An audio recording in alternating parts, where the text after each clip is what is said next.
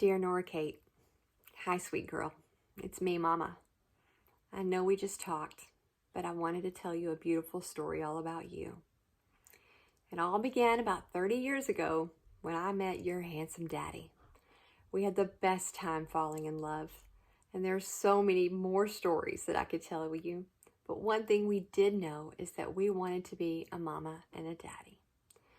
And we were so happy when your three sisters and your brother came along.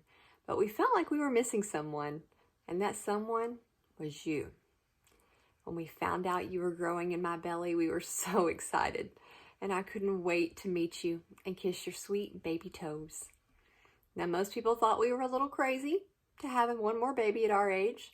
But Taylor, Jake, and Lulu being so much older, we knew Addie needed someone to grow up with too. Now, when you have a baby and you're a little older, like I am, the doctors run a few extra tests just to make sure everything is going smoothly. But I wasn't worried. I wasn't worried one little bit. I already loved you, and I knew you would be perfect. But my doctor called, and I could hear in her voice something was wrong. She told me you had something called trisomy 18. And as she began to explain, she just kept saying, I'm so sorry. I am so, so sorry. Sorry for what, I thought. I didn't know what that was, but surely it couldn't be too bad. We knew the risks of having a child at our age, and we were prepared, we were ready. But then I began to Google. I couldn't believe what I was reading, and I couldn't believe what I was seeing. She told me that you would not likely survive. Sweet girl, my world fell apart in that moment. I fell to my knees, cradling you in my already showing belly, sobbing and praying this wasn't true. The next few weeks, we saw so many doctors, and we looked at your heart, and I had so many tests, and we had to make decisions that no parents should ever have to make. And just like yours, my heart was broken too. And I was sad and I was angry. But I wasn't angry with you. I was angry that you wouldn't be able to grow up and be part of this crazy family we call B7. I sat on the couch for far too many months, and I mourned what hadn't happened yet. But then one day you kicked me. And you kicked me hard. And I realized in that moment you were still alive. And inside me, this was your life. And I couldn't sit here and be sad. So I got up and I started talking about you. And I talked to anyone that would listen. I chose to celebrate you. On January 8th, 2018, we went to the hospital so that you could be born. I was so scared. I knew what would happen that day, but I wanted that day to be remembered with some happiness. So we decided it was your birthday. We would have a birthday party. We kept the room light. We had love. We had laughter.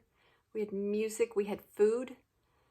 We also had hope, along with lots of prayers and tears. And then it was time. As you quietly entered this world, surrounded by family and friends, you were placed in my arms. And sweet girl, you were perfect. And even though you had an extra chromosome in every cell of your body, you were physically perfect. Perfect little nose, perfect little toes, and pouty lips. But I never saw your eyes, and I never heard you cry, and I never felt you wiggle in my arms. Your little heart had worked as best as it could, and you passed away peacefully in my arms. We took a picture as a family of 7 that day, and I told everyone to smile, because when I looked back, I wanted to see the happiness that you were part of our family. And to be honest, that would be the only family picture we would ever have as the complete B7. Nora, that day you were surrounded by so much love, more love than some people will ever know in a lifetime. I kept you with me that night. I swaddled you. I swaddled you so that you wouldn't be cold. I know that doesn't make much sense, but there were moments where I almost forgot our reality. You were so small, so beautiful. I just wanted to mother you. I just wanted to protect you and keep you safe. I told you how much I love you, how much you were wanted, and how much we would miss you. We rocked and I sang you all the lullabies I sang to your brother and sisters. I kissed you 1,000,000 times and that still wasn't enough. It's been a little over 2 years and I still have sad days. I still have really terrible days. But we talk about you every day and that makes me smile. I love hearing your name. Your pictures are all over our home and we celebrate your birthday, and the best thing that can happen that day is when friends and family reach out to me and say, "Happy birthday, Nora Kate." That lets me know that they remember you and that they love and miss you too.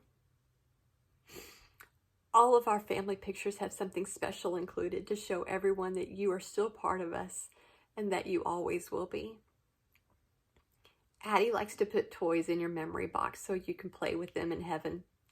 And by the way, she wants to know if you can take a bath in heaven.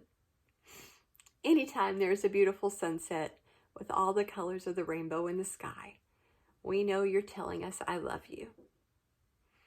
I will never stop talking about you. I will never stop loving you.